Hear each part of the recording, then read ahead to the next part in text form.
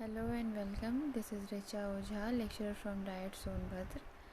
ये जो वीडियो है आज का, ये डीएलएड फोर्थ सेमेस्टर के स्टूडेंट्स के लिए है और ये वीडियो स्पेसिफ़िकली उन प्रोजेक्ट्स के लिए है जो आपको एससीईआरटी द्वारा प्रोवाइड कराए गए हैं, जो आपको प्रिपेयर करके सबमिट कराने हैं। जैसा कि आप सभी जानते हैं कि डीएलएड सेकेंड और फोर्थ सेमेस्टर के लिए प्रोजेक्ट्स की एक लिस्ट आई है डिफरेंट सब्जेक्ट्स में।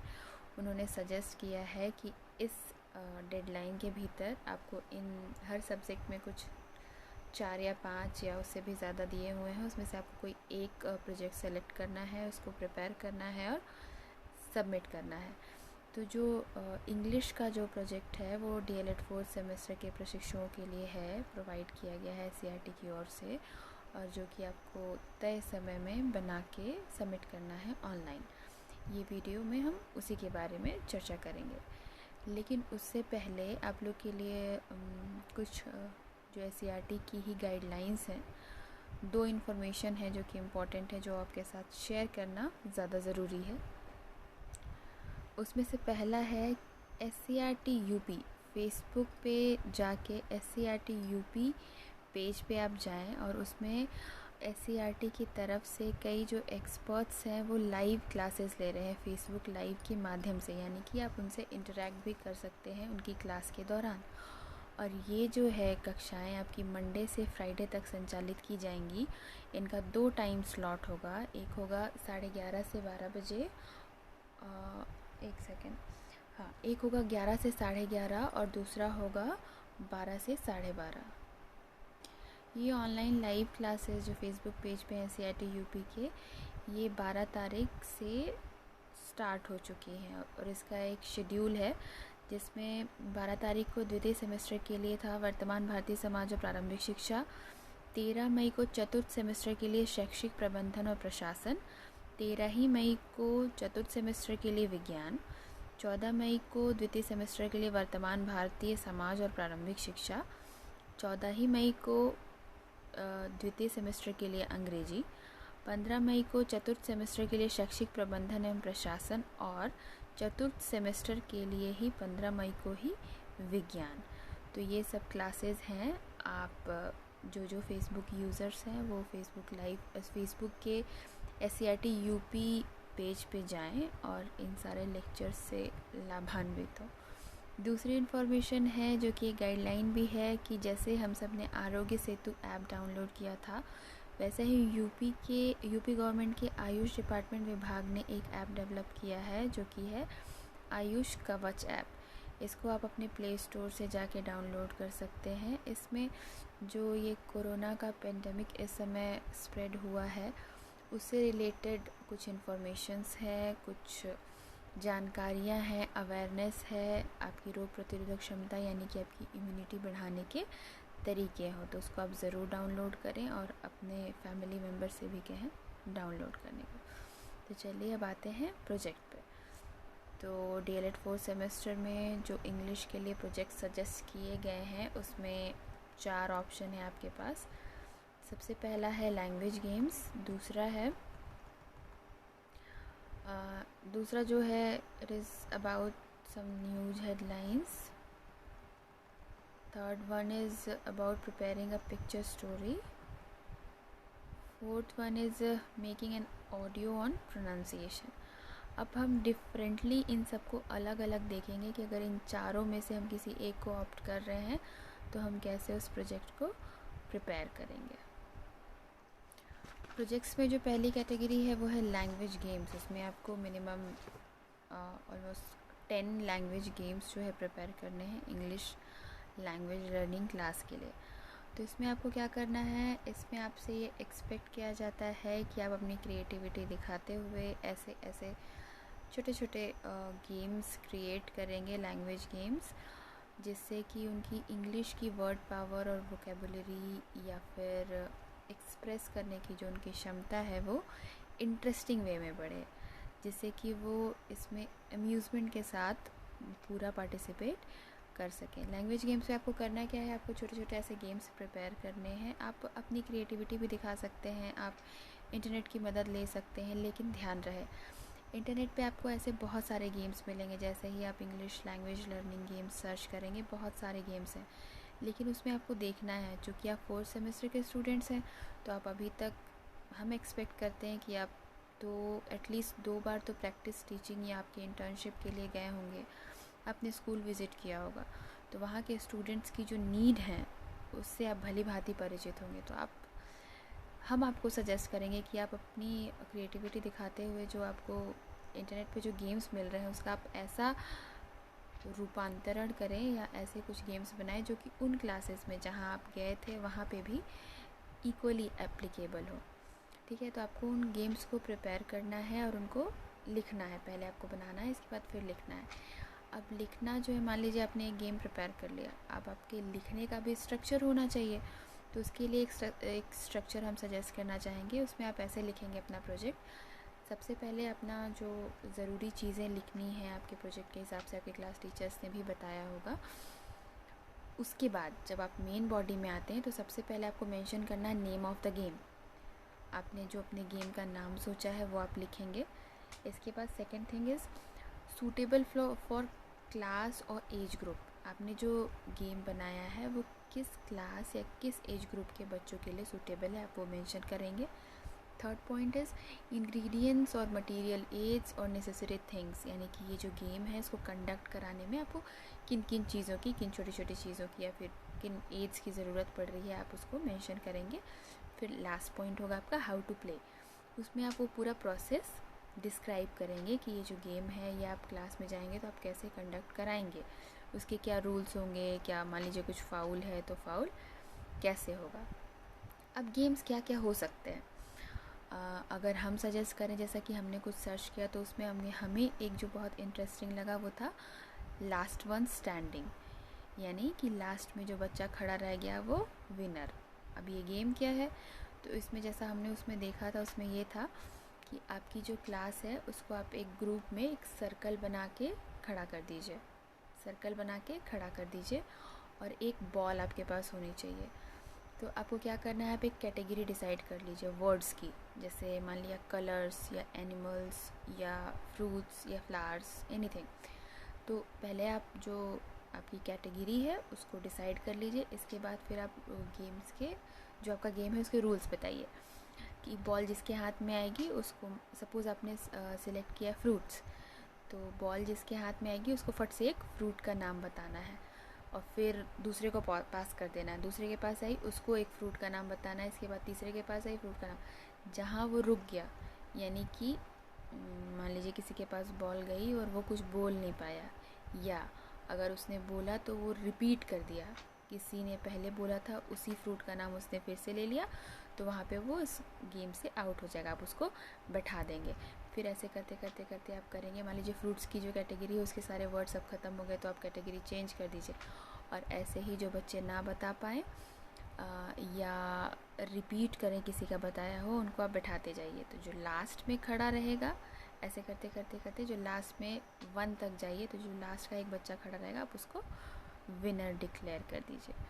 तो अब ये गेम था। अब मान लीजिए इसको हम लिखेंगे, तो कैसे लिखेंगे, तो नेम ऑफ़ द गेम जो पहला हमने बोला उसमें आप लिख देंगे लास्ट मैन स्टैंडिंग।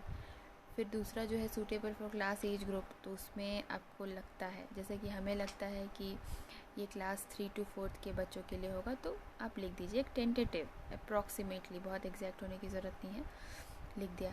इसके बाद है इंग्रेडिएंट्स और मटेरियल एड्स, तो उसको खेलने में तो आपको, आप देख ही रहे हैं कि आपको इंग्रेडिएंट्स के नाम पे सिर्फ एक वो बॉल चाहिए होगी एंड बस वो बॉल चाहिए होगी।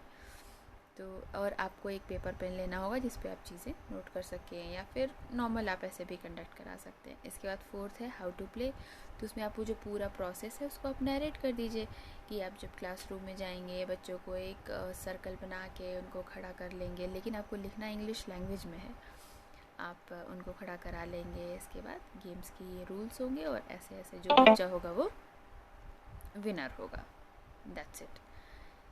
इसके बाद ऐसे और भी कई इंटरेस्टिंग गेम्स हो सकते हैं, जैसे वर्ड्स की अंताक्षरी हो सकती है कि डिजिट, जैसे कि वर्ड्स की जो अंताक्षरी है उसमें क्या होगा कि मान लीजिए हमने एक वर्ड बोला, मान लीजिए बुक, तो उसमें लास्ट में क्या आया, तो आपको अब जो नेक्स्ट ग्रुप है, मतलब पूरे क्लास को 2 ग्रुप में बांट दीजिए।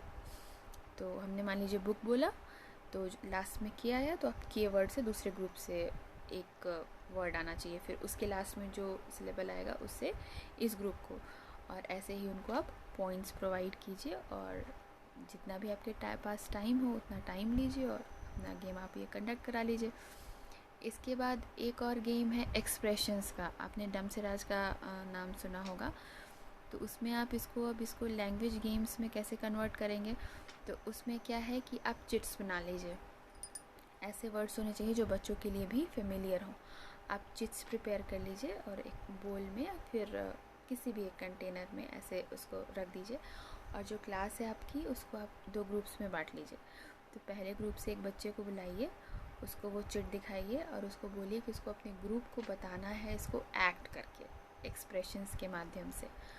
तो और उनको एक टाइम दे दीजिए कि इतने टाइम स्पेन में आपको गेस कर लेना है। अगर उसने गेस कर लिया तो आप उनको 1 पॉइंट दे दीजिए, अगर वो गेस नहीं कर पाए तो उनका पॉइंट 0 हो जाएगा, फिर दूसरे ग्रुप का चांस आएगा। ऐसे ऐसे करते करते आपके पास जितना टाइम हो उस टाइम के हिसाब से देखिए, और जिस ग्रुप ने उस टाइम में ज़्यादा पॉइंट्स अर्न किए वो आपका विनर होगा। फिर ऐसे ही अगर कुछ और गेम्स देखें तो last man standing, words antakshari. इसके बाद नेम द ऑब्जेक्ट्स, एक गेम है नेम द ऑब्जेक्ट्स। उसमें आप क्या करेंगे, उसमें आप ये करेंगे कि क्लासरूम में या फिर आपकी नीड के हिसाब से कुछ छोटे छोटे सामान जो है क्लास में जिनको लाया जा सके वो आप इकट्ठे कर लीजिए। जैसे मान लीजिए पेन, कॉपी, डस्टर, चॉक, एक बुक, लकड़ी वकड़ी है वो सब, मतलब कि स्कूल में जो हो, या आप अपने साइड से अगर ऐड भी करना चाहें इंटरेस्टिंग बनाने के लिए, तो सारी चीज़ें जो है टेबल में उसको रख लें। ठीक है, इसके बाद बच्चों को दिखाएं, इसके बाद उनसे कहें, इसके बाद उनको 10 सेकेंड तक या 30 सेकेंड तक ऐसे बोलें कि आप इसको ध्यान से देख लीजिए, फिर वो देख लें तो उसको कवर कर दीजिए। इसके बाद सारे बच्चों को बोलिए कि एक पेन और पेपर लीजिए और आपको जो जो चीज़ें यहाँ पे दिखाई गई हैं आप उसका नाम लिखिए। तो जब उनकी वो उसमें एक तरह से ये एक मेमोरी टेस्ट भी होगा कि कितना वो रिटेन कर पा रहे हैं जो उन्होंने देखा। तो जो बच्चा जितने एक्यूरेटली सारी चीज़ों के नाम या मैक्सिमम चीज़ों के नाम लिख दे आप उसको विनर डिक्लेयर कर दीजिए। तो ऐसे बहुत सारे और भी इंटरेस्टिंग गेम्स आपको मिलेंगे। मान लीजिए एक है एक्सप्रेशंस का, जैसे कि वर्ब है, या फिर आपको ऐसे ही और कुछ चीज़ें उनको सिखानी हो, तो उसमें आप एक्सप्रेशंस जैसे कि किसी एक बच्चे को खड़ा कर सकते हैं या ग्रुप्स में भी डिवाइड कर सकते हैं, उनको एक्सप्रेशंस के माध्यम से गेस करने को कहें कि ये कौन सा वर्ड है। एक गेम ये हो सकता है, और भी ऐसे बहुत सारे इंटरेस्टिंग गेम्स हो सकते हैं। और एक गेम ये हो सकता है कि आप उनको वर्ड्स लिखने का कंपटीशन दें, जैसे कि 2 डिजिट का, 3 डिजिट का, 4 डिजिट का। जैसे कि 2 डिजिट के जो वर्ड्स हैं जियो, गो, डू, डू, वैसे 3 डिजिट में आइए CAT, कैट। इसके बाद 4 डिजिट में आइए BOOK, बुक, एट्सेट्रा। तो ऐसे बहुत सारे गेम्स हैं, बस आप अपना क्रिएटिव दिमाग चलाइए, आपके अंदर बहुत कुछ है। और ऐसे छोटे छोटे गेम्स जो हैं 10 आपको क्रिएट करने हैं और ऐसे उसको लिख देना है। तो ये आपकी पहली कैटेगरी हो गई लैंग्वेज गेम्स की। इसके बाद फिर है एक दूसरी कैटेगरी है, ये भी इक्वली इंटरेस्टिंग है, ये अबाउट न्यूज़ हेडलाइंस। इसमें आप क्या करना है कि जो स्टूडेंट टीचर्स या जो प्रशिक्षु हैं उनसे ये एक्सपेक्ट किया जा रहा है कि वो क्या करेंगे, 5 different types of news headlines को वो कलेक्ट करेंगे, उसकी कैटेगरी जो मेंशन करते हुए। इसके बाद उस न्यूज़ कटिंग से, न्यूज़ बाइट से, न्यूज़ आर्टिकल से आपको क्या क्या निकालना होगा, articles, pronouns, verbs, adjectives with their kinds, prepositions, conjunction, tenses, idioms and phrases, जो भी उस न्यूज़ में यूज़ किया गया हो, ग्रामेटिकल एलिमेंट जो यहाँ पे बताया जा रहा है वो सारे आपको राइट डाउन करने हैं। तो अब ये तो आपका प्रोजेक्ट है, आपको समझ आ गया होगा इसको करना कैसे है। तो सबसे पहले आप जो भी आपके पास अवेलेबल हो, क्योंकि इंग्लिश का प्रोजेक्ट है तो आपको ऑब्वियसली इंग्लिश के हेडलाइंस है उसी पे वर्कआउट करना होगा। तो अगर आपके पास इंग्लिश जो पेपर है वो अवेलेबल है तो वेल एंड गुड, नहीं तो फिर आप ऑनलाइन देख लीजिए। आजकल तो सारे पेपर्स हैं या सारे जो न्यूज़पेपर्स हैं वो ऑनलाइन है। जैसे फॉर एग्ज़ाम्पल द हिंदू हो गया, इंडियन एक्सप्रेस हो गया, टाइम्स ऑफ इंडिया हो गया, हिंदुस्तान टाइम्स हो गया, और भी बहुत सारी चीज़ें हैं। तो आप उसमें का एक न्यूज़ बाइट उठाइए जो इस समय हेडलाइंस में चल रहा हो, आप उस हेडलाइन को उठाइए, उस आर्टिकल को पूरा पढ़ जाइए और आपको ये पता होना चाहिए कि उसकी कैटेगरी कौन सी है। आप कैटेगरी ऐसे डिवाइड कैसे कर सकते हैं, कई बार न्यूज़पेपर्स में भी लिखा होता है, जैसे नेशनल न्यूज़ की कैटेगरी, नेशनल है, इंटरनेशनल है, फाइनेंशियल है, साइंस एंड टेक्नोलॉजी से रिलेटेड है, या पॉलिटिकल है, या मेनी मोर, या एंटरटेनमेंट इंडस्ट्री से रिलेटेड है, बॉलीवुड का है, साउथ इंडियन इंडस्ट्री का है, या रिसर्च से रिलेटेड है, कहीं किस दुनिया में रिसर्च हुई। तो अब आपको करना क्या है, आपने खोज लिया, आपने पढ़ लिया, अब आपको उसको एज अ प्रोजेक्ट में कैसे राइट डाउन करना है। तो सबसे पहले क्या करेंगे आप, नेम ऑफ द हेडलाइन, जो हेडलाइन आपने पढ़ा या जो आप मेंशन करते हैं उसका पूरा टाइटल लिखिए। फिर सेकंड में डेट, वो किस डेट का न्यूज़पेपर या किस डेट को वो पब्लिश हुआ था। थर्ड में इट्स सोर्स, मतलब कौन सा न्यूज़पेपर है या ई पेपर है, आप उसका नाम लिखेंगे।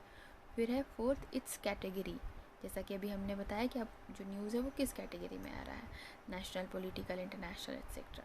इसके बाद फिफ्थ पार्ट जो होगा आप उसमें लिखेंगे finding out grammatical elements mention above, यानी कि जो ग्रामेटिकल एलिमेंट्स हमने आपको बताए या जो आपके प्रोजेक्ट में मेंशन है, आपको जो नोटिस मिली है उसमें, वो जो है उस न्यूज़ बाइट से आपको खोज के लिखना होगा। तो उसमें आप देखिए कि आपको कौन कौन से प्रोनाउन वर्ड्स मिल रहे हैं, किन किन वर्ब्स का यूज़ किया गया है, कौन कौन से प्रीपोजिशंस हैं, एडजेक्टिव्स कौन कौन से हैं, किस किस काइंड के हैं, कंजंक्शन के वर्ड्स कौन से हैं, कौन कौन से टेंस यूज़ किए गए, इडियम्स एंड फ्रेजेस कौन कौन से यूज़ किए हैं, एक्सेट्रा। ऐसे ही आपको एटलीस्ट 5 जो न्यूज़पेपर के हेडलाइंस है वो कलेक्ट करनी है और लिखनी है। फिर थर्ड वन है आपका पिक्चर स्टोरी। पिक्चर स्टोरी जैसे क्या है कि ये it is a form of telling a story visually, यानी देख के। आपको सिर्फ एक इसमें फ़ोटो नहीं बनानी, जैसे कि आपने कॉमिक्स पढ़ा होगा, तो कॉमिक्स में क्या होता है, कई बार उसका नरेशन होता है, और कई बार पेपर न्यूज़पेपर में आप देखेंगे हेनरी करके कार्टून आता था, क्या पता आप लोगों ने देखा है कि नहीं देखा है, उसमें बिना नरेशन के भी सिर्फ पिक्चर के माध्यम से स्टोरी कह दी जाती थी। और पिक्चर स्टोरी का जो मेन एक क्रक्स है आपके उसमें प्रोजेक्ट में मेंशन है कि ये क्लास 2 के स्टूडेंट के लिए होना चाहिए। तो क्लास 2 का जो बच्चा है उसको जो आप स्टोरी सुनाएंगे तो उसमें बहुत सारे ट्विस्ट, टर्न और फिक्शन की ज़रूरत तो आपको है नहीं, एक सिंपल सी स्टोरी आपको पिक्चर्स के माध्यम से कह देनी है। तो पिक्चर्स के माध्यम से कैसे कहनी है, सिर्फ एक पिक्चर नहीं बनाना जैसा हम कह रहे हैं, आपको क्या करना है कि एटलीस्ट 3-4 या फिर चेन ऑफ पिक्चर्स बनानी है जिसको देख के उसकी स्टोरी का अंदाज़ा लगाया जा सके। जैसे कि हम सब ने बचपन में जो टिपिकल स्टोरीज़ पढ़ी हैं, जैसे कि आपका थर्स्टी क्रो जो प्यासा कौवा वाली स्टोरी थी, आपका खरगोश और कछुआ वाली स्टोरी थी, और आपका द ग्रीडी डॉग वाली स्टोरी थी। ग्रीडी डॉग जो लालची कुत्ते वाली स्टोरी, उसमें क्या होता है कि कुत्ते के मुंह में हड्डी रहती है लेकिन वो जाता रहता है, तो फिर एक झील या फिर पॉन्ड समथिंग रहता है, स्विमिंग पूल ही कह लीजिए, तो उसमें उसको अपनी रिफ्लेक्शन दिखती है, तो उसके मुंह में जो हड्डी रहती है दूसरे कुत्ते के मुंह में, उसको लगता है कि दूसरे कुत्ते के मुंह में हड्डी है, उसी की परछाई देख के उस हड्डी को लेने के कारण वो अपने मुंह की हड्डी छोड़ता है, पानी में गिर जाती है, एक्सेट्रा। ऐसी बहुत सारी स्टोरीज़ हैं। तो उसमें वो चेन, वो विजुअली उन पिक्चर्स की सीरीज़ के माध्यम से उन स्टोरीज़ का अंदाज़ा लगाया जा सकता है। तो ऐसी आप एक स्टोरी प्रिपेयर करिए अपने से, कुछ क्रिएटिव आप एक स्टोरी प्रिपेयर कर सकते हैं, उससे रिलेटेड 3-4 पिक्चर्स बनाइए और फिर उस स्टोरी को भी लिखिए, इंग्लिश में उस स्टोरी को मेंशन कीजिए। तो ये जो प्रोजेक्ट है इसमें आपको बेसिकली लिखने में बहुत हेडिंग्स की ज़रूरत नहीं है। इसमें आपको क्या करना है, बस आपको टाइटल ऑफ द स्टोरी देना है और pictures followed by A short story. इसके बाद पिक्चर्स बनाने हैं और उसी के फॉलोइंग में जैसा आप चाहें आपको उस स्टोरी को नरेट करना है। इसके बाद नेक्स्ट है making an audio on pronunciation. ये भी आसान है। इसमें क्या करना है कि आपको रिकॉर्ड करनी है अपनी वॉइस, और उस रिकॉर्डिंग में आपको क्या करना है कि ये सिर्फ 3 से 5 मिनट तक की होगी, और इसमें आपको क्या करना है कि आपको बच्चों को सही चीज़ें प्रोनाउंस करना सिखाना है। जैसे कि अल्फ़ाबेट भी हो सकता है, जैसे कि वर्ड भी हो सकता है। अब क्या हो सकता है, जैसे लेटर है H, N, M, इसको कई बार हम लोग क्या पढ़ते हैं, यम। M को हम क्या पढ़ते हैं, यम। N को हम क्या पढ़ते हैं, यन। एच को हम क्या पढ़ते हैं, यच।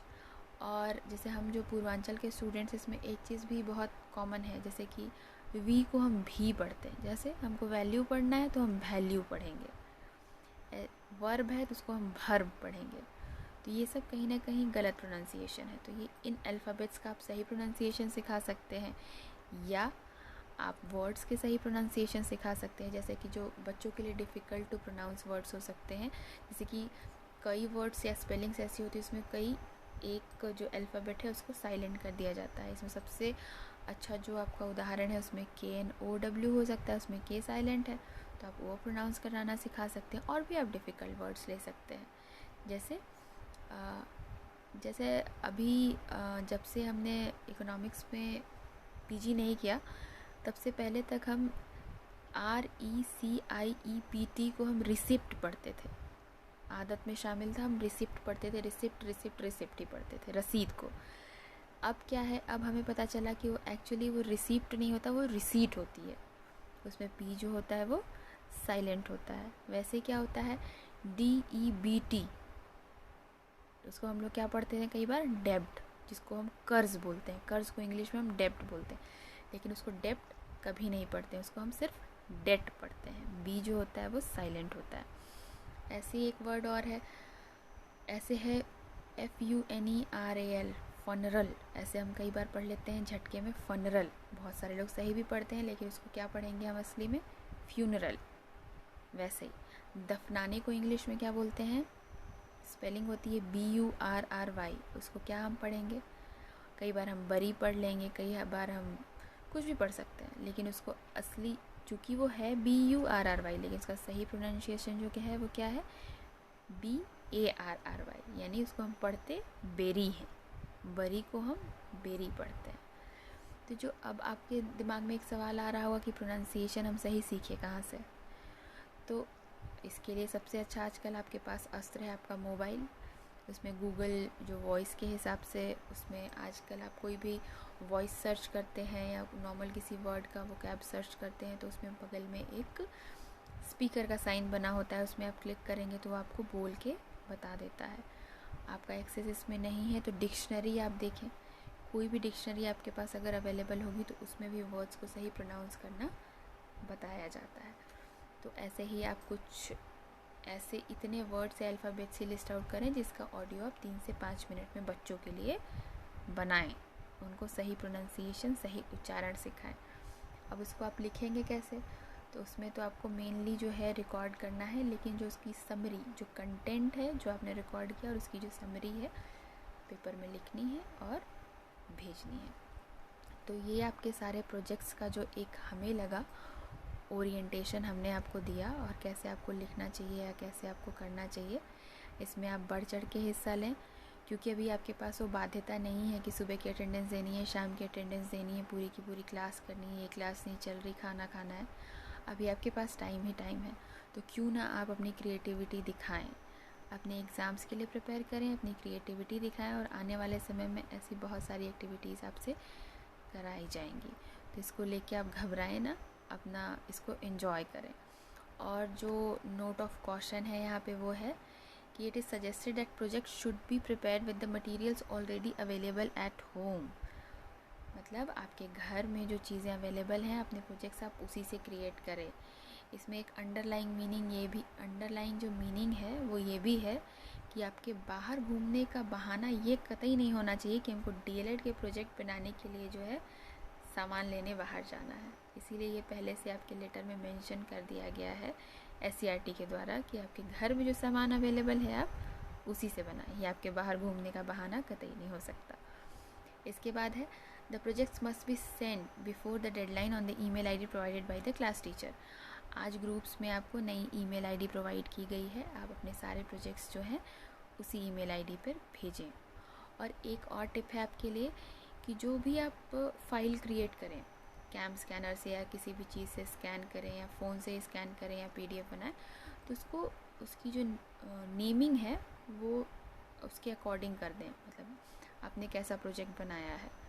और हर प्रोजेक्ट के फ्रंट और हर पेज में अपना नाम और अपना ईयर जो है डीएलएड की क्लास, सब्जेक्ट, ये सब मेंशन ज़रूर करें, जैसा शायद नीरज सर ने आप लोगों को बताया भी होगा।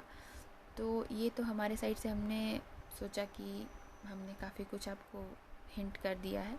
इसके अलावा भी आप लोगों के अगर कोई सवाल हो या फिर आपको कुछ पूछना हो तो आप फ्रीली पूछ सकते हैं, या तो यूट्यूब आपकी जो वीडियो है उसमें कमेंट के माध्यम से, या आपके व्हाट्सएप ग्रुप्स पे हम एडेड ही हैं, तो आप पूछ सकते हैं अगर किसी को कुछ भी पूछना हो तो आप अपने अपने प्रोजेक्ट्स में लग जाइए।